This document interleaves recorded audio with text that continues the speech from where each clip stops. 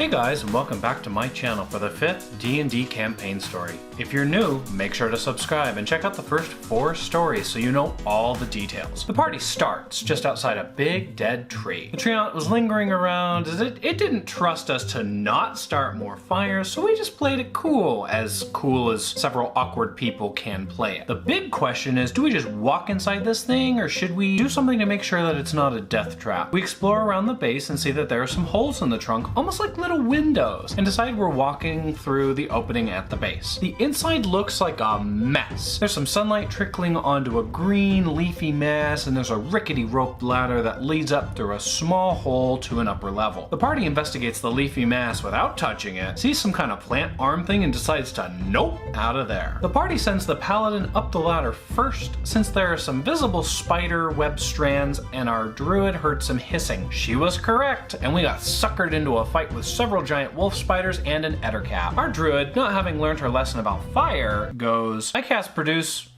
Wait, never mind, primal savagery. The tree doesn't combust, we win and climb up yet another ladder to the terrace atop the tree. The view is stunning. We can see for miles around. Even if it's just green treetops, its serenity beats the noise and stench of the city any day. The terrace has some pedestals topped with some different colored gems, surrounding a central pedestal that had the same colored gems as the outside pedestals, but in different places. The players quickly figured out that they needed to match the outside pedestals to the gem color on the inside, and did it in a way that triggered no traps or additional learning curves that I had planned. Guess I need to make harder puzzles then. Completing this puzzle opens a secret door in the bottom part of the tree and imbues the players with a colored gem they were standing next to at the time of its completion. The undisclosed effects become important later on. They descend into the entry level of the tree and peer down into the pit. As only one of our members with dark vision is present, we have her look down and see if there's anything waiting for us. Nope. Alright. We descend and start exploring the dark but reasonably clean hallways ahead. Meanwhile, Barakas makes it back to Peaceland and pays for his arrows. The alchemist, Matilda, enters the shop on unrelated business, but upon seeing Barakas, decides to play 20 questions. Aren't you supposed to be helping your friends? Did you guys figure out what happened to my gatherers yet? Blah, blah, blah. It goes on for a little while until Matilda, now fresh out of patience, uses a teleport scroll to drag Barakas and herself closer to the forest. Her livelihood is at stake, so she's a bit testy. What they don't realize is that there's a teleportation disruptor in place under the large tree, and poor Sharisa, the artificer, gets dragged along for the ride. The three of them end up in a dark room as the druid, ranger, and paladin walk in. Sounds like a bar joke. Everyone is surprised, and the players aren't too happy to see Matilda, who's pretty rude to them in town. She actually apologizes, but then cites humans as the reason for her being rude, and it's hard to be an elf, which evokes absolutely no sympathy. Players do accept her apology somewhat, tell her to be quiet, and set about exploring the room. There's a bed in one corner with some neatly folded high middle class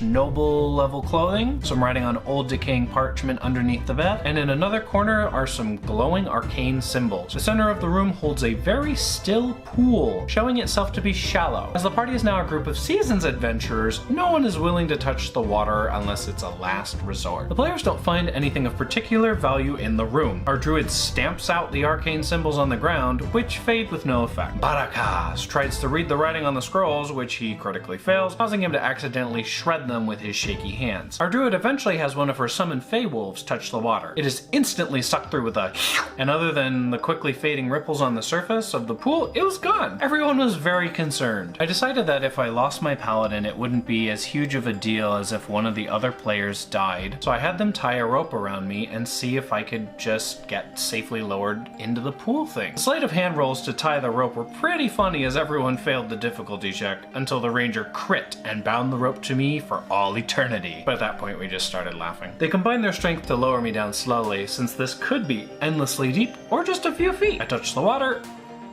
Hey, it's Zaylee, everyone's favorite gnome ranger. What just happened? Well, your narrator got sucked into the pool, and the rope we were hoping to use to pull him back was ripped from our grasp, also vanishing into the water. So that's great, and now we've lost our paladin and accomplished nothing, but at least he has that rope tied around his waist. This does end the 5th campaign story though, so you're going to have to tune in next time to see if our paladin survived. Thank you guys for watching. If you're worried about Torin's dragonborn ass, give this video a big thumbs up. And if you're as new as I am, hit the subscribe button and ring the little bell so you get an alert when the next video goes up. We'll see you guys next time.